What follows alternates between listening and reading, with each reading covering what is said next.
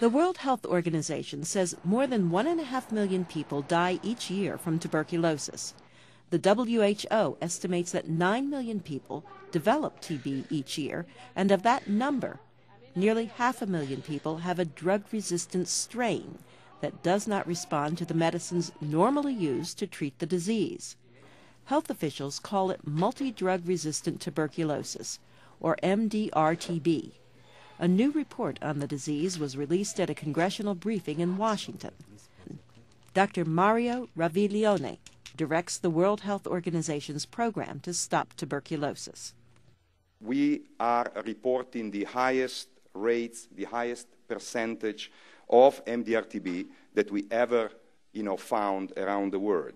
The report also found virtually untreatable forms of the disease, what health officials call extensively drug-resistant tuberculosis, in 45 countries.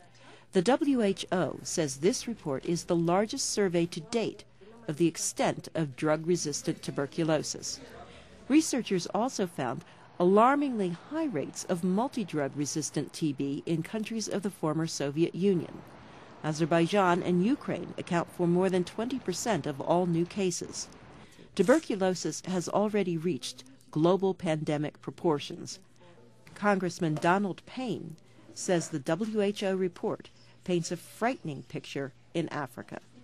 Out of the 54 sub-Saharan African countries, most have no way to detect this dread disease. Many countries do not have the health staff to care for TB patients or the medicines to treat the disease.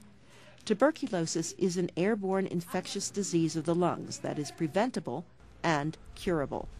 But the bacterium that causes the disease can mutate when patients start a treatment but do not finish the full course of the drugs. If you don't ensure that the system is capable of following up these patients and supervise them in a way or another so that we are sure that each single drug is taken for the required period of time, which is 6 months normally, then you are bound to have problems. Dr. Raviglione says at least $5 billion is needed to bring tuberculosis under control in developing and middle-income countries. He says if governments and the international community do not act fast, the TB pandemic is a disaster in the making.